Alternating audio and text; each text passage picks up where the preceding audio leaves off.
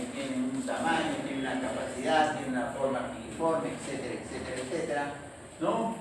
Y se continúa con el cístico, que se une al hepático común para formar el colédoco, ¿no es cierto? Y el colédoco desciende por detrás del bulbo duodenal, y transcurre dentro del páncreas, ¿no? Lo que hemos dicho, ¿no? Y desemboca finalmente en la segunda porción del duodeno, que es la famosa ampolla de Valle, ¿no? Ahí está su vesícula, ¿no es cierto? Este es el cístico, ¿no? Aquí está el hepático común, acá está el colédoco, y el colédoco no lo han hecho esquemáticamente grande, así, para que ustedes vean, ¿no es cierto? Que se une a veces con el conducto de los diámetros, Wilson, ¿no es cierto? Para desembocar acá, ¿de acuerdo? Entonces, esa es la vesícula, ¿no es cierto? La vesícula. Igual, pueden haber patologías desde un inicio de la vesícula y las vías biliares, ¿no? Si un recién nacido nace ictérico, ¿cuál es la primera causa? O la primera causa de un neonato, ictericia, ¿cuál es?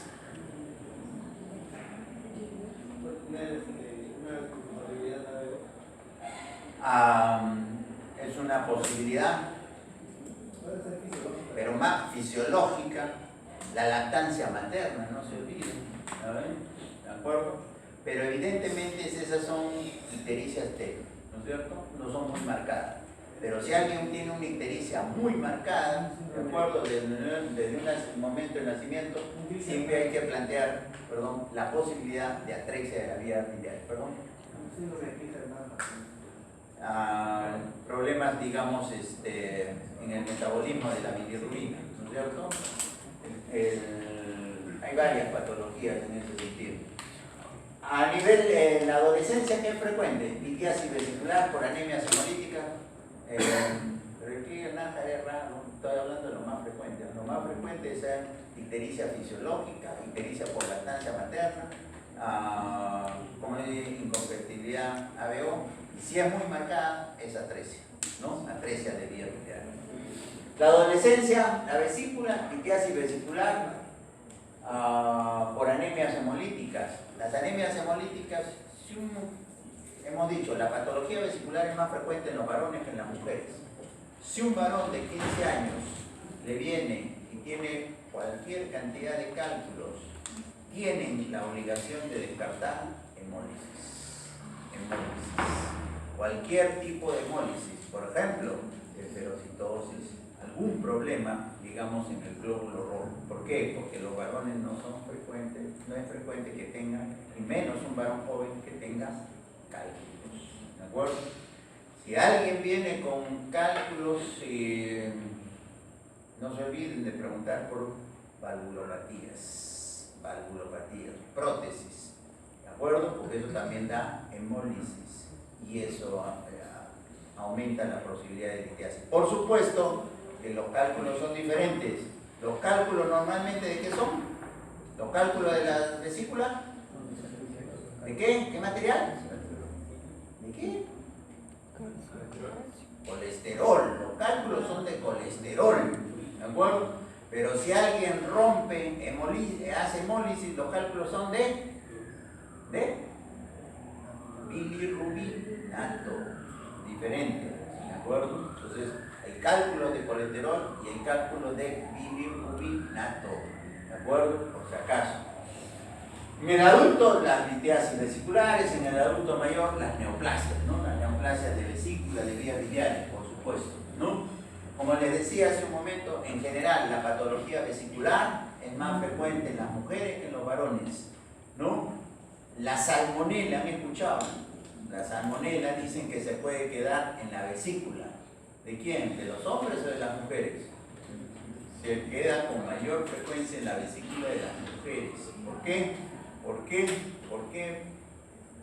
Porque les gusta sentarse sobre vesícula enferma. Y la patología vesicular es más frecuente en las mujeres que en los varones. ¿De acuerdo? Entonces, la salmonela tifus, los portadores de salmonela, ¿no?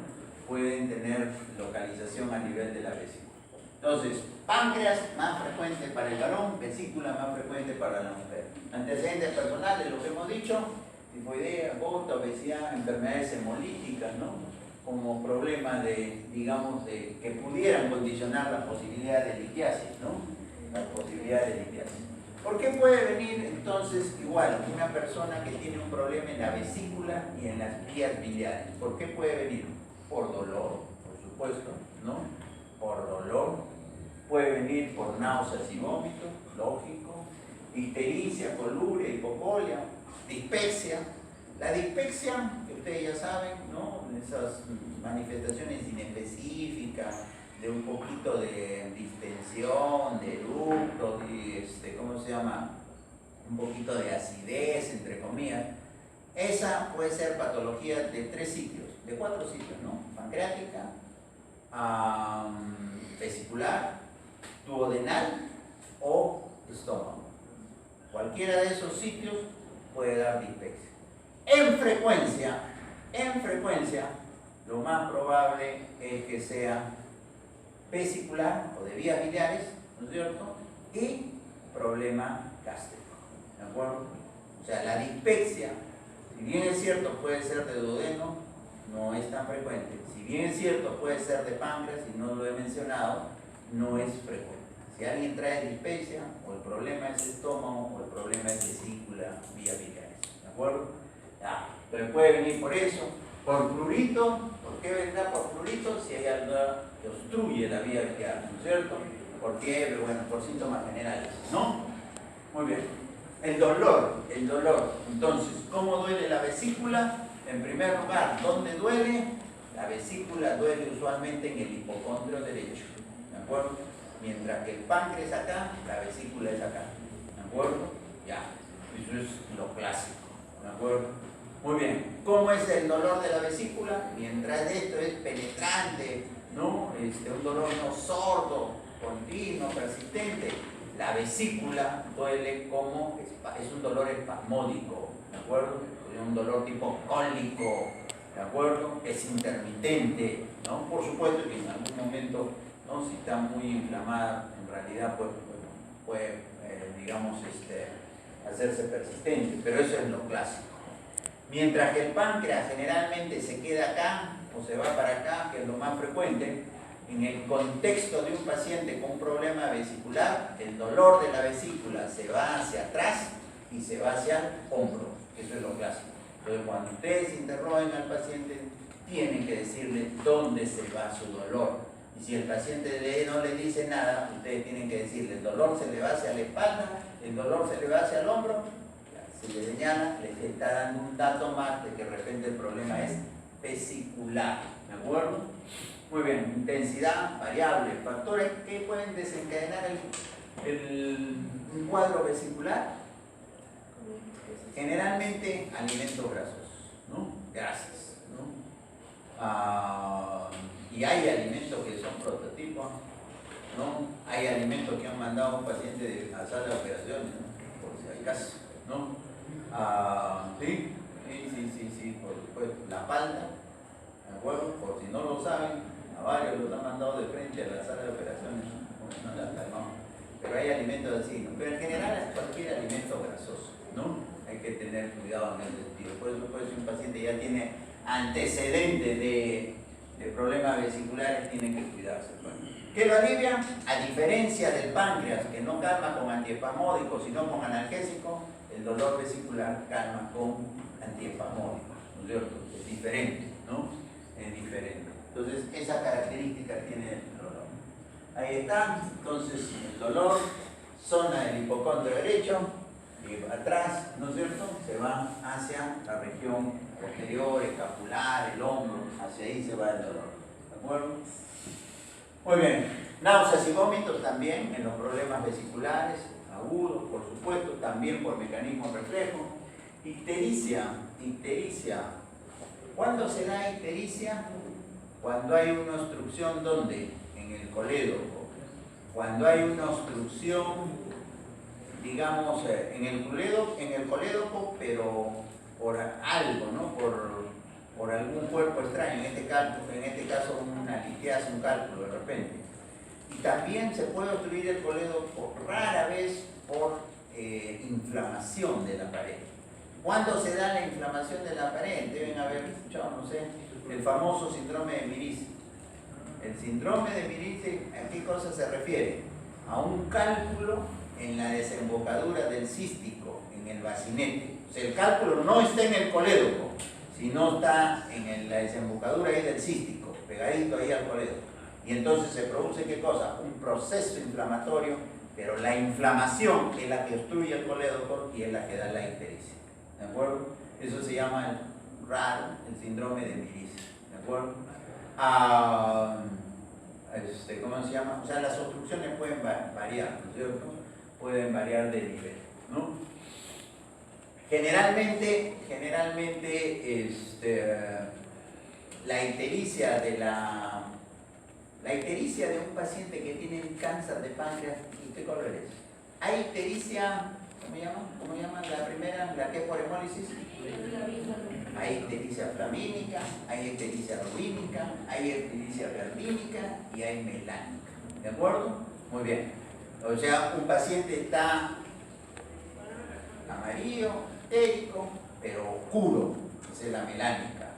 Ahí uno está amarillento, pero un amarillo verdoso. Hay el amarillo de la hepatitis viral, que de repente han visto, que le ponen amarillo, un amarillo patito, digamos. Y hay el amarillo suavecito, tipo, ¿qué le digo? Pues el limón, un amarillo verdito, así, suavecito. Esa es la ictericia flavínica. Esa es por hemólisis, ¿de acuerdo? Un paciente que tiene hemólisis y hace ictericia no se pone patito, ¿de acuerdo? Si alguien lo ve patito, dice eso no debería ser por destrucción, por hemólisis, ¿de acuerdo? La ictericia rubínica es por, como le digo, para que ustedes me entiendan clásico, los pacientes que tienen hepatitis, ¿no? Los pacientes, ¿quiénes hacen ictericia melánica? Los que tienen alguna obstrucción, pero muy crónica en la vía biliar, o sea, no aguda, crónica. Entonces, por ejemplo, los que tienen carcinoma o colangiocarcinoma de la vía biliar. ¿Quiénes hacen la ictericia verdínica? El cáncer del páncreas, por ejemplo, da una ictericia verdínica, más que melánica. ¿De acuerdo? Ya, eso es importante. Tú lo ves al paciente, lo ves amarillo, verdoso, medio verdoso, ¿no? Más lo otro que estamos diciendo, ¿no? La característica de un paciente de cáncer de páncreas.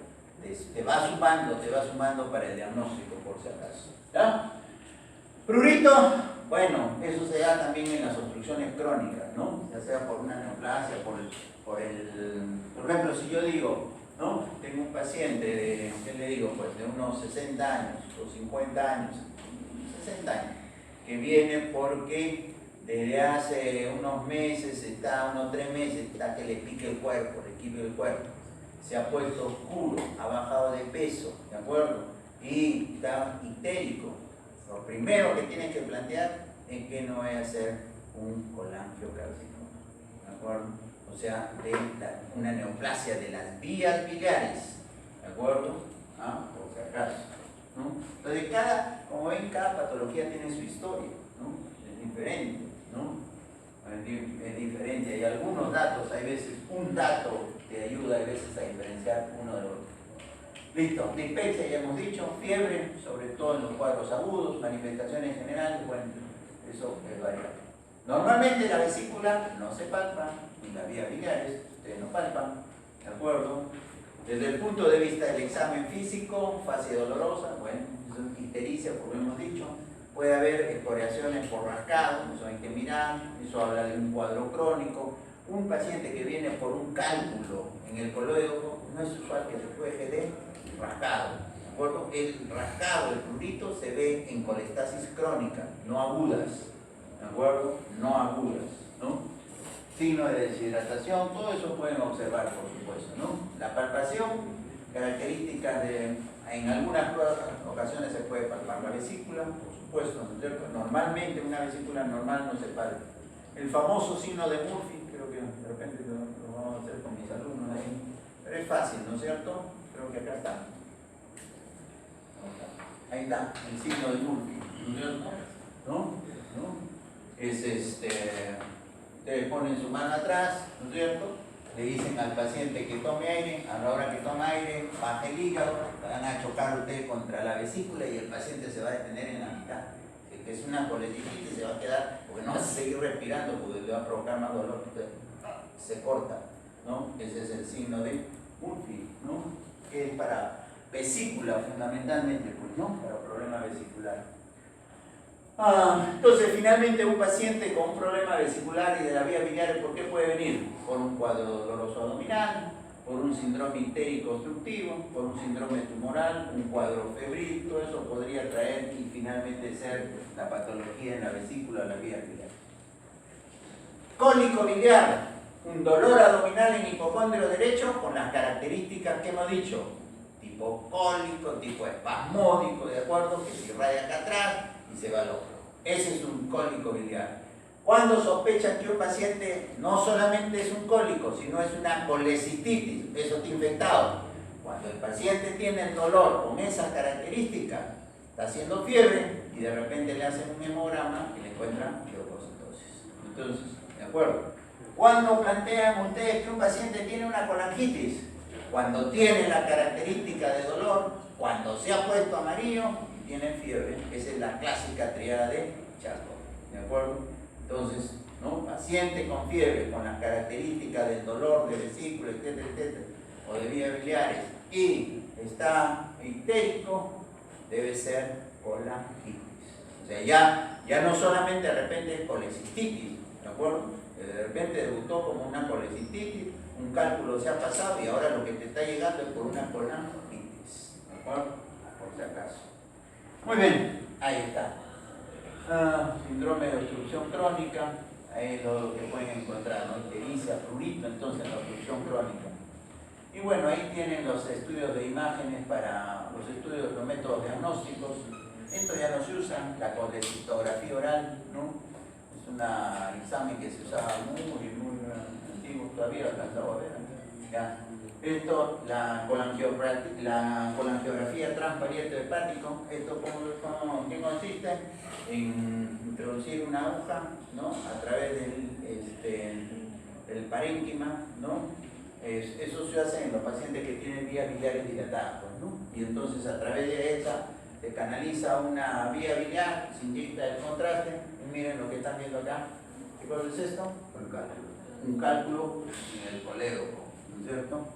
¿No? Entonces este paciente, para que le hayan hecho eso, debe tener una gran dilatación de la vía biliar, ¿no?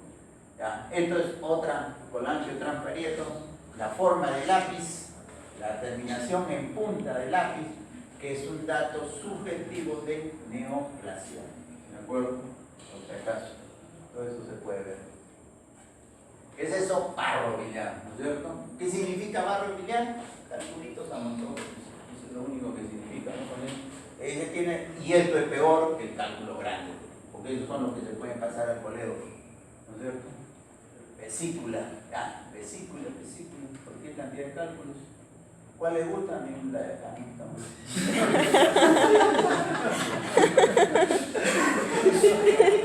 alterar, el cortezazo, ¿no? Este es más chiquito y esta, vamos a bajar un poquito más. ¿De acuerdo? Y ahí está la laparoscópica, ¿no es cierto? ¿No? Ha evolucionado, pues, ¿no? De semejante corte que le hacían, ¿no? ¿Cómo ha evolucionado? ¿Ya? Ahí está. Cálculos, para que vean. Miren la cantidad de piedras que pueden haber en una vesícula, ¿no es cierto? Cáncer de vesícula, ahí están. Todos esos son, ¿no? Generalmente las neoplasias de vesícula también se ven en personas mayores, ¿ya? Listo, entonces ahí tienen ustedes un poco de la patología, digamos, de la patología tanto de vesícula como de vías biliares, de páncreas como de vías biliares. ¿Alguna pregunta? ¿Alguna pregunta?